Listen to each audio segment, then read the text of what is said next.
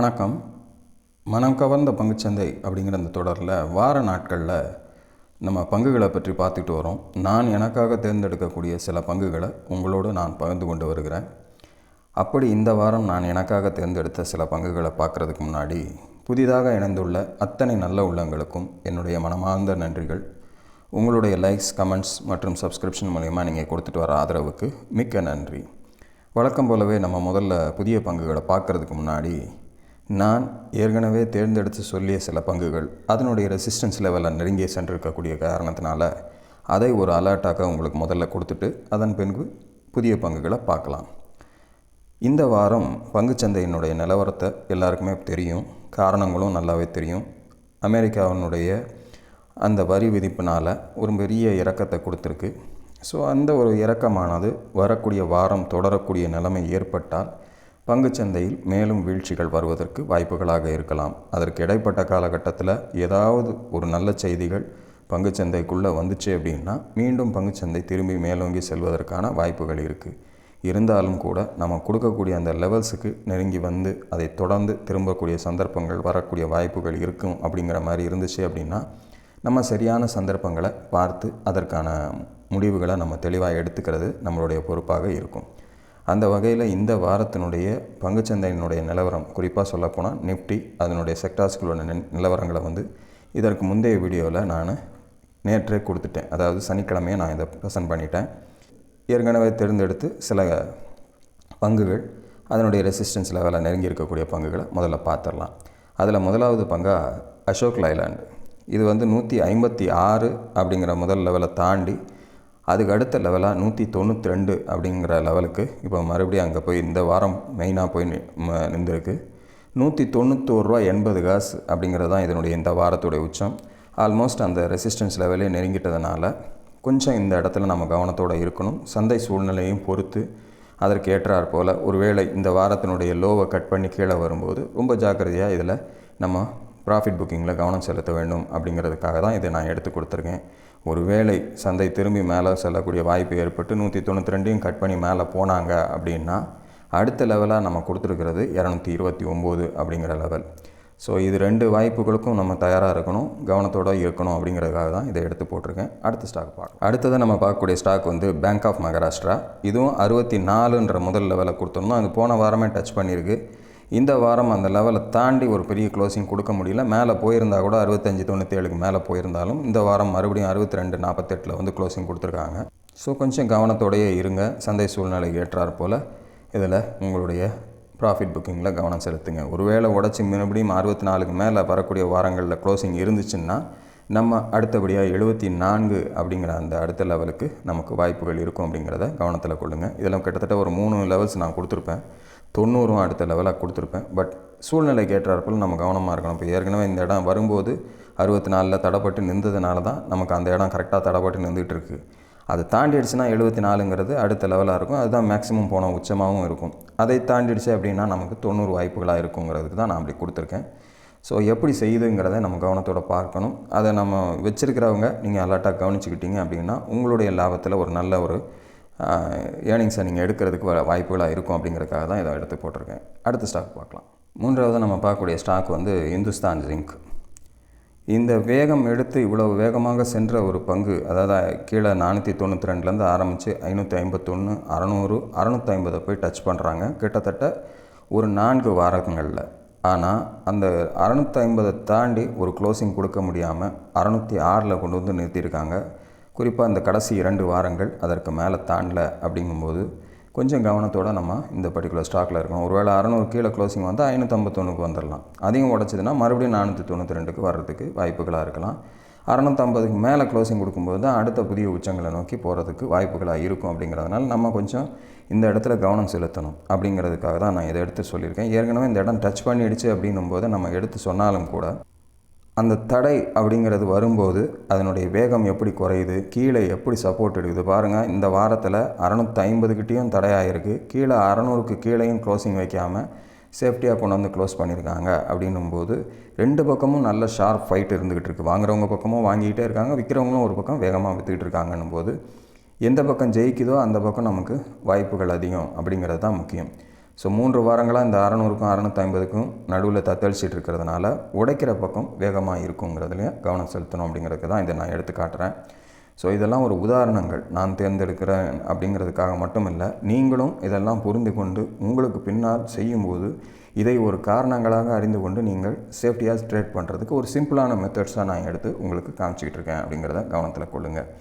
So இந்த வாரத்தினுடைய பங்குச்சந்தை சூழ்நிலைக்கு ஏற்றாற் போல் நம்ம வரக்கூடிய வாரம் அதை கவனித்து அணுக வேண்டியது நம்மளுடைய பொறுப்பு அப்படிங்கிறதுல கவனம் செலுத்துங்க. ஸோ பங்குச்சந்தையினுடைய நிலவரத்துக்கு ஏற்றாற் போல் கவனத்தோடு இருந்து உங்களுடைய செயல்களை செய்யுங்க அப்படிங்கிறத நான் கேட்டுக்கிறேன். ஸோ இந்த வாரத்துக்கான என்னுடைய தேர்வுகள் என்னன்றதை நம்ம அடுத்து பார்க்கலாம். இந்த வாரத்துக்கான என்னுடைய முதல் தேர்வு REC லிமிடெட். இந்த REC லிமிடெட் 363 ரூபா 60 காசு அப்படிங்கிற லெவலில் ட்ரேட் ஆகிருக்கு. இதற்கு முன்னாடி கூட நம்ம போக போக நம்ம மேலே கொடுத்துட்டு இருந்திருப்போம். அதுலேருந்து திருப்பி வந்து இந்த இடத்துல வந்து ஒரு சப்போர்ட் எடுத்து திரும்புறதுனால இதை மறுபடியும் நம்ம ஒரு தேர்வாக எடுத்திருக்கோம்.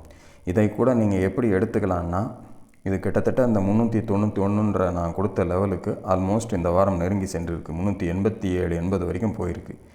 முடிவு வந்து 363 ரூபா 60 காசில் இந்த வாரம் முடிஞ்சிருக்கு. நம்ம பார்க்க வேண்டியது என்னென்னா சப்போர்ட், அதற்கு மேலே ரெசிஸ்டன்ஸ். இந்த பர்டிகுலர் சப்போர்ட்டுக்கும் இந்த ரெசிஸ்டன்ஸுக்கும் நடுவில் கரெக்டாக 391 தொட்டுட்டும் வந்துடாது, அதே மாதிரி 350 தொட்டும் திரும்பிடுறதுக்கு சான்சஸ் எடுக்காது. சில நேரங்களில் 350 தாண்டி 330 வரைக்கும் கூட போயிட்டு க்ளோசிங் 350க்கு மேலே வரும் வீக்லியில். ஸோ அதனால தான் நான் டெய்லி சார்ட்ஸை விட வீக்லி சார்ட்ஸை நம்புறதுக்கு காரணங்கள் அதுதான். ஸோ அந்த வகையில் இதனுடைய க்ளோசிங் வந்து ஸ்ட்ராங்காக இருந்தால் தான் வீக்லியில் அடுத்த லெவலுக்கு போகிறதுக்கு ஸ்ட்ராங்காக இருக்கும் அப்படிங்கிறதுனால நான் அப்படி ஒரு தேர்வை எடுத்துகிட்டு போகிறேன்.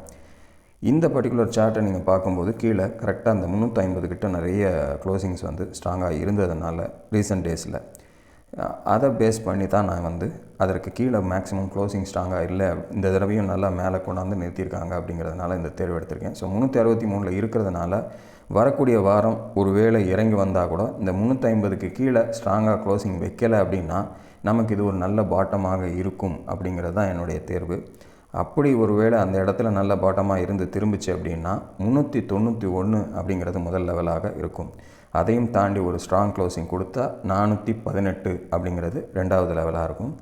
அதையும் தாண்டி ஒரு ஸ்ட்ராங் க்ளோசிங் கொடுத்துச்சு அப்படின்னா 442 அப்படிங்கிறது மூன்றாவது லெவலாக இருக்கும். அதையும் தாண்டி ஒரு ஸ்ட்ராங் க்ளோசிங் கொடுத்தா 464 அப்படிங்கிறது நான்காவது லெவலாக இந்த பர்டிகுலர் ஸ்டாக்கில் இருக்கும் அப்படிங்கிறதுக்காக அதை நான் எடுத்து போட்டிருக்கேன். ஸோ உங்களுக்கு தெளிவாக புரியணும் அப்படிங்கிறதுக்காக தான் நல்ல நெருக்கமாக காமிச்சு அதனுடைய லெவல்ஸ் எப்படி வந்து இந்த இடங்களில் வந்து டச் பண்ணுறது அப்படிங்கிறத நம்ம காமிச்சிருக்கோம்.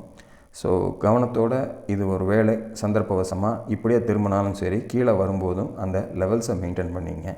கீழே வந்து அந்த சப்போர்ட் லெவல்ஸை தொட்டு திரும்பும்போது நமக்கு ஒரு நல்ல ஒரு ஆதாயத்தை கொடுக்கக்கூடிய வகையில் மேலே ஏறிச்சு அப்படின்னா அதில் என்ட்ரி கொடுக்கறது நமக்கு லாபமாக இருக்கும். ஒருவேளை 350க்கு கீழே ஸ்ட்ராங்காக க்ளோஸ் ஆகிட்டு போய்கிட்டே இருந்துச்சுன்னா விட்டுருங்க.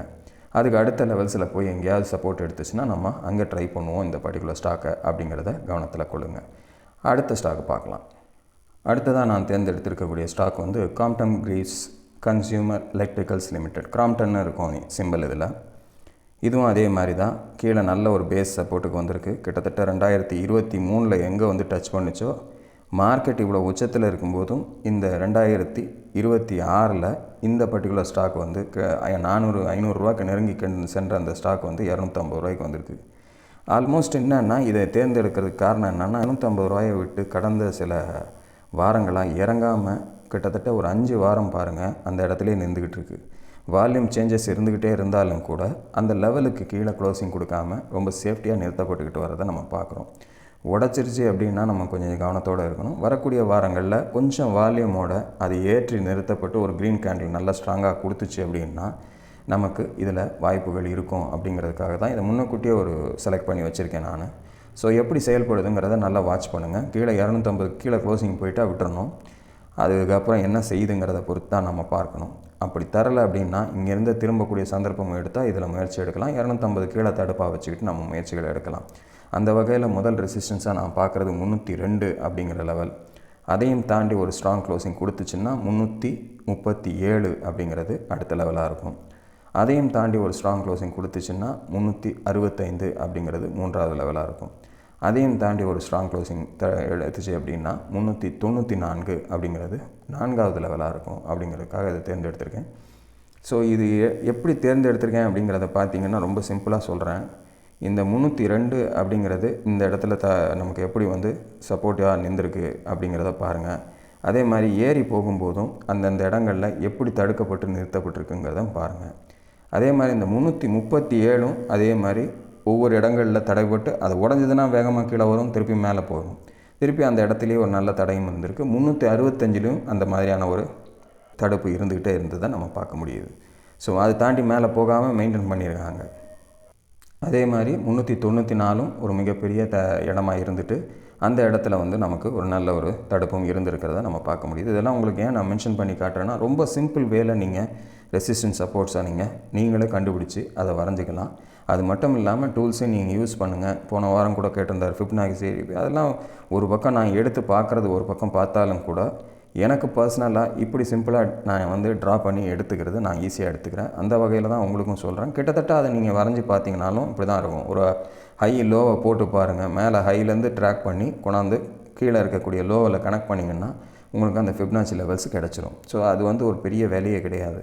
பட் அது வந்து நான் இன்னொரு நாளைக்கு கொஞ்சம் சேஃபாக நான் உங்களுக்கு சொல்கிறேன். பட் என்னென்னா நம்ம கற்றுக்கலாம், தப்பு கிடையாது. நீங்களும் வந்து நிறையா வீடியோஸ் இருக்குது ஃபிப்னாச்சியை பற்றி சொன்னால் ஏகப்பட்ட பேர் சொல்கிறது போட்டிங்கனாலே வந்துடும். தமிழ்லேயே நிறைய பேர் சொல்லியிருக்காங்க. பார்க்குறதுக்கு வாய்ப்புகள் இருந்தால் எடுத்து போட்டு பாருங்கள். நான் வேண்டான்னு சொல்லலை, கற்றுக்குங்க. அதுக்காண்டு அதை வந்து செயல்படுத்தி பார்க்கும்போது உங்களுக்கு சரியாக வருதா அப்படிங்கிறதையும் கவனத்தில் கொண்டு செயல்படுங்க. உங்களுக்கு அதில் வெற்றி கிடைத்தால் சந்தோஷம். இந்த மாதிரியான சிம்பிள் மெத்தட்ஸில் எனக்கு தெரிஞ்சதை நான் உங்களோட பகிர்ந்துக்கிட்டு வரேன். நீங்களும் கவனத்தோடு ட்ரேட் பண்ணுங்கள். இந்த வாரம் நான் இந்த 2 ஸ்டாக்கை தான் இந்த தேர்வாக நான் இந்த வெள்ளிக்கிழமை மார்க்கெட் கண்டிஷனுக்கு ஏற்றுற மாதிரி நான் தேர்ந்தெடுத்திருக்கேன். ஸோ நீங்கள் எல்லோரும் என்னடா 2 சொல்கிறாருன்னு நினைக்காதீங்க. பொதுவாக இந்த மாதிரி நேரங்களில் தேர்வு செய்கிறதே கஷ்டம். ஆனாலும் கூட இந்த விலை குறைவான பங்குகளில் இதுதான் என் கண்ணில் பட்டிருக்கு. ஏதோ காட்டணுமேங்கிறதுக்காக ஒரு 10 ஸ்டாக் எடுத்து போட்டு காட்டணுங்கிறது என்னுடைய நோக்கம் இல்லை. எனக்கே திருப்திகரமாக இருந்தால் மட்டும்தான் நான் எடுத்தே நான் ஸ்க்ரீனில் கொடுக்குறேன். அப்படி அதுவே வந்து சரியாக வேலை செய்யலைனாலும் நீங்கள் என்னையை கோபித்து கொள்ளக்கூடாது, நீங்களும் அதில் என்ட்ரி ஆகிடக்கூடாது அப்படிங்கிறதுல கவனமாக இருங்க. ஏன்னா பணம் உங்களுது. ஸோ கவனத்தோடு ட்ரேட் பண்ண வேண்டியது அவசியம். பார்ப்போம். அப்படி ஒரு நல்ல சந்தர்ப்பங்கள் இருக்குது அப்படின்னா நம்ம புதன்கிழமை வீடியோவில் இன்னும் சில பங்குகளோடு உங்களோடு இணைகிறேன். அதுவரையில் நன்றி, வணக்கம்.